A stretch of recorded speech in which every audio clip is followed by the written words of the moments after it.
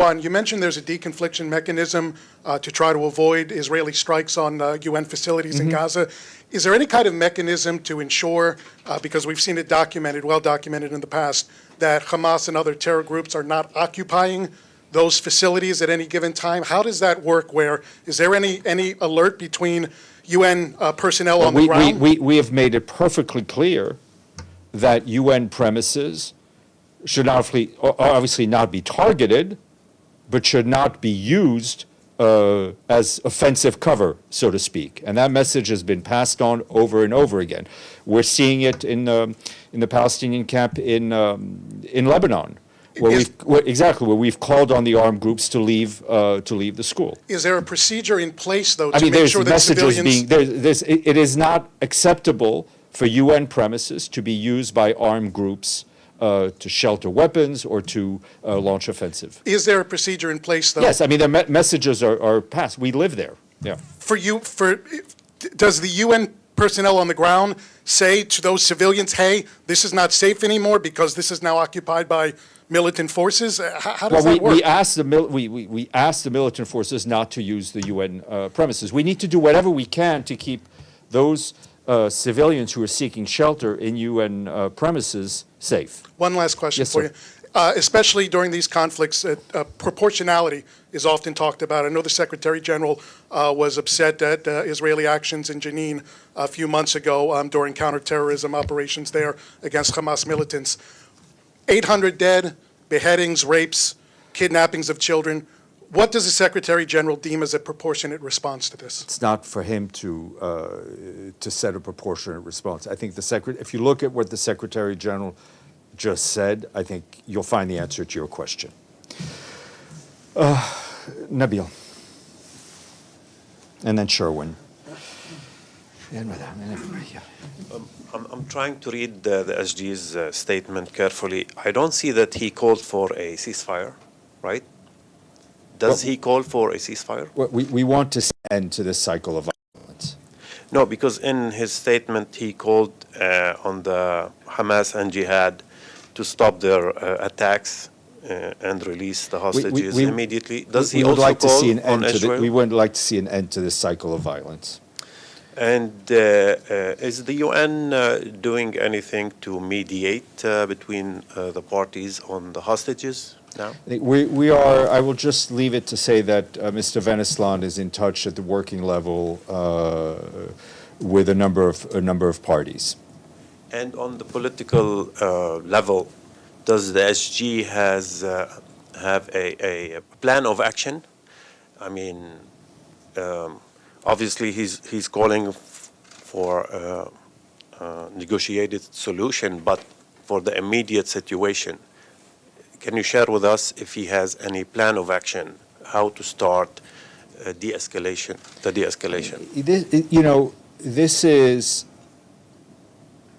We need to see the international community and those in the region who have influence over the parties to all speak with one voice, and that's the aim of the phone calls that he's making and that Tor Venesland is making. And my last question, the SG has already planned a trip to the region. Is he still planning to go there? As I said, if I have any travel to share with you, I will share it with you. Sherwin Bryce Pease, South African Broadcasting. Steph, thanks so much. The Secretary General said in his remarks that the most recent violence does not come in a vacuum. So given the years-long absence of any confidence-building measures towards direct negotiations, the growing radicalization we are seeing on both sides, the changing of the geography on the ground, on what basis does he continue to argue for a two-state solution? Asked a different way, there's a narrative out there that a two-state solution is purely becoming a fantasy. Given the changes we are seeing on the ground, on what basis do you still argue for a two-state solution? Because we feel, it's what is in the relevant resolutions passed by the member states of this organization, and the Secretary General continues to feel it is the only way forward. Now, we're also not blind. We understand that there are people creating facts on the ground, and every time those facts on the ground are changed, it pushes us in the wrong direction. It does not mean we will not stop pushing for the other direction. Surely a policy changes if reality changes. we adapt, but the goal, at this point, the goal for us is not changing. Stefano, and then Madame. Thank you, Stefan.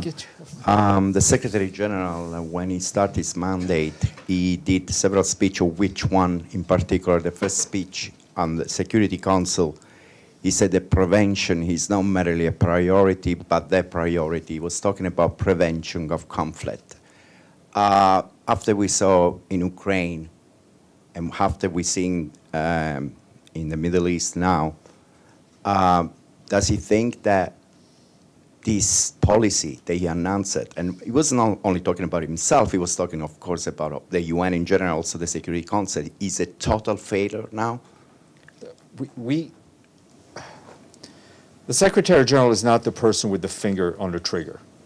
He and his envoys have continued to do whatever they can to do preventive diplomacy. In the end, leaders are acting in a way that leads us to a situation that we see. But does he think that he did everything? I think he feels he did everything that he could have. Evelyn and then Celia.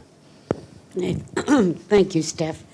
Do the atrocities in Israel, is there a chance that they are going to overwhelm the atrocities in Ukraine as far as contributions and humanitarian aid? That's not a question for me to answer. That's an analysis question. We think that we should pay attention to all these crises. But where how that attention is paid is often in the hands of the media. I mean, look at what I've read out today. I've read out about what's going on in Gaza, what's going on in Israel, what's going on in Ethiopia, what's going on in the Sea, what's going on in Somalia. We do our bit. Celia. I can't, I don't know. I don't know. Celia. Talking about the DRC. Earlier, you said that armed groups in North Kivu are still fighting. The UN has been asked to leave the country. Would you say that the UN failed to stop the fighting in North Kivu? It's a lot of UN failure questions today. I think, you know, many of our colleagues, many peacekeepers have lost their lives in the Congo, doing their job, trying to protect civilians. UN peacekeeping is there to create a space through which, in which political leaders need to live up to their responsibilities. And I think in many places, those political leaders have not lived up to their responsibilities. And is that the fault of UN peacekeeping efforts? No, to paraphrase my answer to Deji. Alan, let's see if somebody can get me in a better mood. That's right. I have a question regarding the Middle East Quartet. Are there any movements in this format, and does the ESG rely on this format in this particular? There's been no. Let me put it this way: there's been no official movement that I'm aware of. The quartet is a useful mechanism that brings the international community together, but we are only 25% of that quartet, a mere slice. Yes, sir. Thank you, Stefan. As you know, since last Thursday, Turkey has been bombing northeast Syria, and last night they killed 29 Kurdish internal security forces. Also, they targeted some agriculture workers, and they injured 5 women. I wonder if Secretary General had a chance to get in touch with Turkish officials recently, and plus, is UN going to send any help to build those infrastructure, civilian infrastructure in northeast Syria because of, for example, like power stations? I need to check on the humanitarian aspect, northeast Syria. As far as I know, the Secretary General at his level has not been in touch, but we can check with Mr. Pedersen on that end. Okay. Round 2, Ibtisam. Just a quick follow-up on the what Beno asked you about regarding the EU and them stopping or announcing that they will stop their aid. As you said, you didn't get an announcement when it comes to the UN, but I guess my question is, even if they will not stop the aid to the UN, they will stop it, it seems to be to NGOs, local NGOs. Do you consider this as being part of collective punishment? I think those men, women, and children, and those people who often live in the most vulnerable conditions, who rely on humanitarian aid, who are the least responsible for the situation, should not pay a price. Question about Syria and cross-border, because there is the two other cross-borders that they will expire in, I think, in a month. The Bab al-Salam and... It's a lifetime. Yeah. Any updates there? I will check. I don't mean to minimize it, but I will check. Benno, then Pam. Maybe I'd try a Security Council failure question then. I will not. That's not for me to. Well, does the SG have a comment or like a message to the Security Council? They met yesterday on the Middle East, and obviously there was no outcome. I think they didn't try to get an outcome, to have an outcome, but still, there must be maybe a message from the SG to the Council. The SG's message, Security Council, is the same as it always has, is that a strong and unified Security Council helps all of us in our collective action to avoid further violence or to improve situation around the world. Pamela. Thank you, Steph. You mentioned that the SG spoke with Sisi and Abbas and Herzog and Lebanon. I mean, he spoke with a lot of people. I mentioned that he spoke to some and he will speak to others. Yes. Can you give us some sense? I mean, I know there are readouts, but what are the world leaders in the region saying about, listen, I struggle enough. I struggle enough to speak on behalf of the Secretary General. I cannot speak on behalf of his interlocutors. But what are they telling him? Listen, you know how much the Secretary General prizes discretion, and how much I prize my job. So, Deji. I'll have an easier question. Today, we discovered that the NYPD is actually strengthening security around the United Nations headquarters. Is that related to what the situation in Palestine is? I think you need to ask them. We rely and are extremely grateful for what the NYPD does for us. I mean, we've seen, I think, over the weekend, there were counter demonstrations not far from here. So the NYPD does to keep whatever it needs to do to keep all of us safe. Stefano. Yes, it's follow up of what just Pam asked.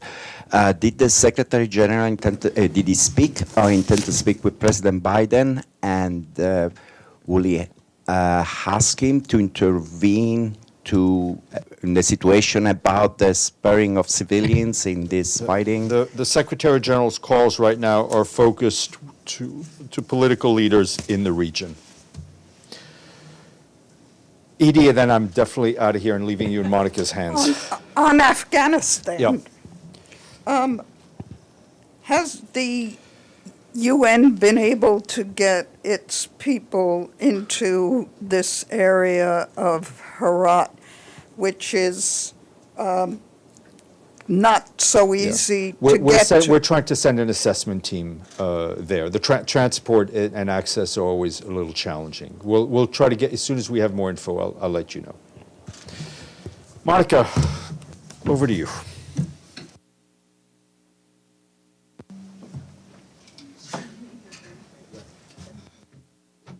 Thank you so much, Steph. Good afternoon, everyone. I have 3 notes for you today. I know everybody's very busy. I saw you working hard yesterday, as I was also monitoring we were all monitoring the meeting in the Security Council. So let's get started. The President of the General Assembly, Mr. Dennis Francis, has asked for an immediate cessation of violence in Israel and Gaza after the attacks of 7th October against Israel. The PGA is appalled by the kidnapping of civilians and called for an immediate release of all people who were taken hostages. He urges all parties and key actors to exercise maximum restraint and engage in diplomatic efforts to de-escalate the situation and to protect civilians. He stresses that the international law must be fully respected. The attacks by Hamas on Saturday resulted in an escalation that left hundreds dead and scores more wounded in Israel, and the State of Palestine. The PJA joins the Secretary General in stating unequivocally that violence is not a viable path forward. It offers neither sustainable peace nor prosperity for any involved. This is a path that has proven to lead only to more bloodshed, more conflict, and more tragedy. In most cases, these are innocent citizens. We're talking about women, men, children who are paying the price.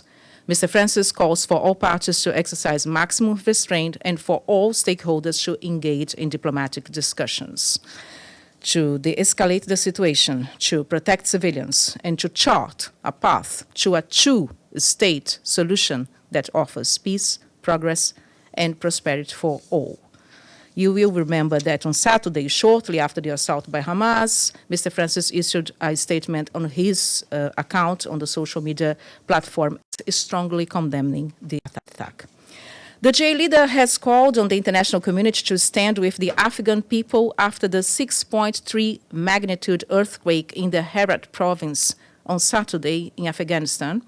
Media reports indicate that at least 2,000 people died in the disaster. Mr. Dennis Francis expressed his deepest condolences to the families of the victims and a speedy recovery to those injured. The President is deeply concerned about the impact of this devastating earthquake, which hit a region of the country that has already suffered from the consequences of conflict, drought, and food insecurity.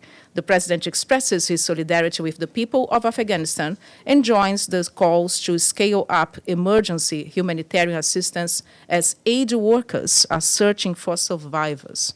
He stresses that early action in situations like this is crucial to save lives and provide essential services for those affected. And tomorrow, for your diaries, 10th of October at 10 a.m., the General Assembly will hold the election for new members of the Human Rights Council. PJ Dennis Francis will chair the meeting in accordance with the rules of procedure of the General Assembly. States will cast their votes in a secret ballot. President Francis will then announce the results of the election. No statements from member states are expected. In order to be elected to the Council, each candidate must have at least 97 votes, which is the absolute majority of votes required.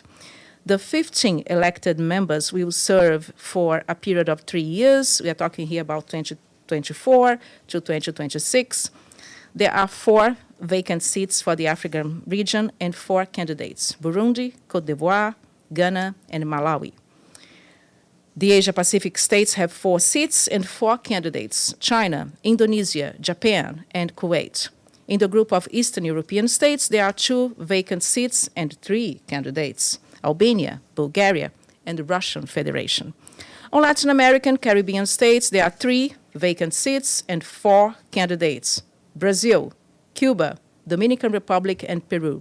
The last group of Western European and other states has 2 seats and 2 candidates: France and Netherlands. So I think by the time we meet tomorrow, we may have a result for you. We'll see. And finally, on the PJ's agenda today, he received the permanent representative of Barbados, His Excellency Mr. Francois Jackman, before addressing the 5th committee, as you may know by now, and the 2nd committee in separate meetings. He also received the SG's personal envoy for Mozambique, Mr. Mirko Manzoni. As we speak, the PJ is receiving in his office the Ombudsman of the International Institute, Ms. Gabi Schwartz. Later today, he will take part in a video conference with the Independent International Commission of Inquiry on the occupied Palestinian territory, including East Jerusalem and Israel. Late afternoon, Mr. Dennis Francis will hold a meeting with the USG for Peace Operations, Jean-Pierre Lacroix. My friends, this is all for today. Do you have anything? Edie, how are you? Fine, thank you, Monica. Has any UN member state asked for a General Assembly meeting on Hamas's invasion of Israel and Israel's declaration of war against Hamas? Nothing has come our way, but doesn't mean that it couldn't happen anytime. Thank you. Pam, how are you? Hi. Mm-hmm. Good to see you here yesterday. Good to see you too. Thank you, Monica. the PGA statement was, as you said, very close to the Secretary General's in condemning the attacks, but he didn't use the word terror, calling it a terror attack, which the SG did. Is there, does he not believe it is, or is that just a different choice? Thank you. No, I don't think that is the question. The PJ is appalled by this attack, and his reaction on Saturday, shortly after it happened, also translates his reaction to it. What I think right now, and we spoke this morning, because of course we meet every morning, and he also is stressing how concerned he is with the situation of the civilians, the people who were kidnapped, people who are being held against their will. And that's why in his statement he makes clear that all the hostages have to be released immediately. And oh, I'm sorry. No, it's okay. Go ahead. Is he having conversations with regional world leaders about the issue, and who in particular? The PJs. Thank you. Yeah, the PJs. I don't have any update for you on this right now, as it is an evolving topic right now, or situation. But the PJ has his office open to all who wants to speak to him. He's very concerned about this. He is asking for a cessation of hostilities, because we are having, as we speak, people being targeted. And it doesn't matter where they're from, people being targeted. We're talking about women, men, children, elderly people. So he would like to see an end of it, to this. Yeah. Thank you. Anyone? Stefano, go ahead. Thank you, Monica. Does the President of the General Assembly think that this crisis could have been prevented somehow, some way, if in the months prior or years prior something will have happened that didn't happen? Yeah. Well, the president, I think you were here, right, when we had the press conference. The president has made clear his stance on when it comes to the Middle East. Yeah, that resolutions previously approved in this House, and we are talking about the Security Council, we're talking about the General Assembly, we're talking about other instances, are there to be abide by. People have to abide by these resolutions. That's what I would like to say. And he was very clear here when he said that he not only supports these resolutions, that they have to be implemented, but that his clear vision or opinion on this is that only a two-state solution that brings to peace of two states living peacefully side by side, coexisting peacefully, is the way forward for the situation. However, right now, we are talking about an attack that just happened on Saturday, right? So I think we have two situations here, an evolving situation, a situation that has been there for decades and that have been dealt with in diplomatic ways when we're talking about the resolutions. But also we have a situation of an attack that happened on Saturday, an unprovoked, unexpected attack. And we all have seen the images on the media, traditional media, or social media. I think the PJ was very clear in his statement. There must be an immediate cessation of violence, and all sides need to find a path to a durable, peaceful solution. That's what we have to do. As we speak, we are still dealing with a very grave, terrible, serious situation of people being in terrible conditions, right? And I think right now what he's asking for is very clear. Stop all violence and let's find a path to peace and to the end of the violence. Yes. Okay, anything else? not, I would say thank you so much for staying this late, and I see you tomorrow. Thank you. Thank you.